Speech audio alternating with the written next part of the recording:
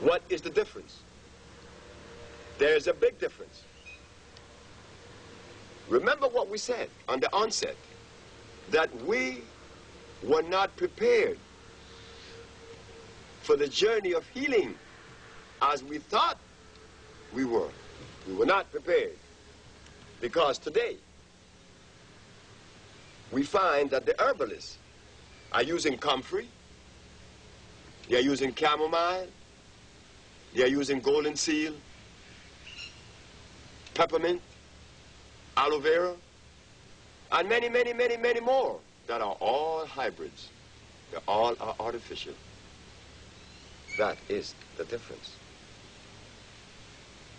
How could I, sebi, expect for my brothers and my sisters who practice the art of healing, using herbs where the molecular structure is incomplete because they are artificial, to understand that when the very school that was attended support that position? Oh, it becomes difficult, because now our brothers and sisters, not only in Africa, the United States, the Caribbean, also in Central America, are using hybrid plants. What happened to the uses of the natural herbs? Something must have gone wrong. Something must have taken place to divert us away from this path. Well, something did happen. The healer was educated. The healer cannot be educated but from one source, Mother Nature, Pachamama,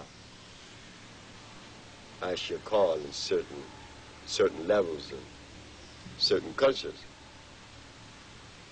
Pachamama could only be responsible for educating us in the art of healing, no other entity or philosophy, because all the philosophies have failed.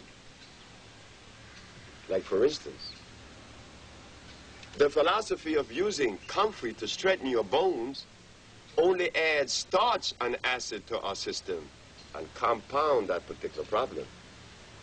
The other is that I could drink wheatgrass juice, carrot juice, beet juice, and receive from that nutrition. That is impossible. Why? Because they're all artificial. Wheatgrass juice contains sugar and starch, two of the greatest enemies of the human body. But our brothers and our sisters in New York definitely recommend wheatgrass juice with pride. What you mean? This is chlorophyll. I agree with the position of chlorophyll. Chlorophyll is one of the most effective and quickest way to heal the human body. But the chlorophyll would have to come from a natural base, and wheat is not a natural product of life. So therefore, the end product must necessarily be an acid one, and that is the subject: acidity versus alkalinity. Acidity has but one purpose. Acidity enters the human body to destroy cells, to cause cell erosion. Alkalinity, on the contrary, alkalinity comes to support life and to maintain electricity. So, a hybrid plant opposed to a natural plant, and we would use two. We would use the kalawala, which comes from this part of the world.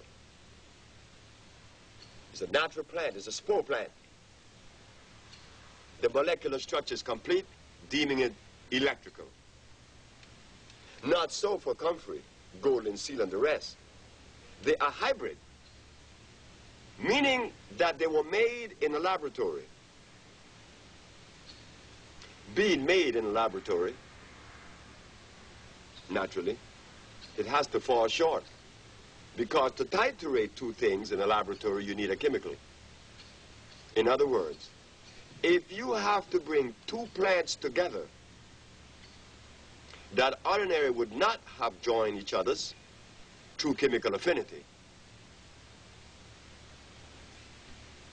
Forced together is what makes things hybrid. You have to use a chemical to bind them. If man could make an artificial plant to equal in production, to equal in value as that which is natural, then man says that he is God. Impossible. The human body is a natural one. The cells are electrical. The human body shows the ability to move, to produce motion. And there is nothing on the planet that produces motion that is non-electrical. There must be necessarily the presence of electricity. A hybrid plant is non-electrical. Why? Because a man made it. If man could make an electric plant, then he's saying he's God. He could make something to complement the human body. That is impossible. We don't even want to go there. So we see now that the reason why we have failed to complement simply because we were not prepared for the journey. As for myself, I didn't prepare myself for the journey. I was prepared.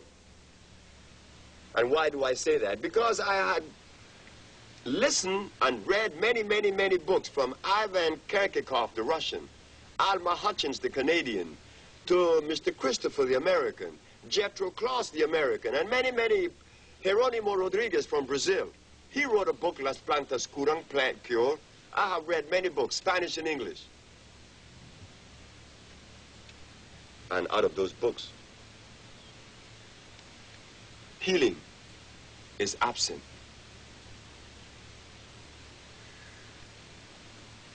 So now, it was necessary for the Usha Research Institute to take the position of common sense. That if Hippocrates cured, Galen cured, then we should cure. In our research, we found that there it was. Our brothers and sisters were not aware that natural plants are electrical. They do not live through the process of photosynthesis. Theirs is photovoltaic, which deems it electrical. Why should it be electrical? It should be electrical. If the human body is electrical, then the nourishment should also be electrical.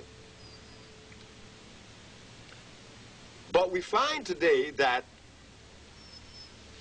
our educators, our religious leaders, our leaders and followers indulges in the consumption of acid substance, then seeking this thing we call peace. No. Peace could only be attained when one is married to the cosmic procession. And you show that you have divorced yourself from it when you drink carrot juice, when you eat carrot cake, when you eat beans. All of the beans that are made were made in England by Menlo. He was a Jesuit priest. And about the carrot, well, Nova showed us that they were made in Holland. And they were made by joining the Queen Anne lace, which is known as the yarrow, and the wild yam to make the carrot. Here we find our leaders and healers recommending to us that we eat carrot cake and drink carrot juice, eat bean pies. Could you imagine? Sure, we could imagine. Remember what we said. We have been divorced from that which is natural and placed in that which is unnatural. That makes it extremely difficult. So as the Usha Research Institute presents its position, we are well aware that the limitation that exists among our people is so vast that we have to be careful in selecting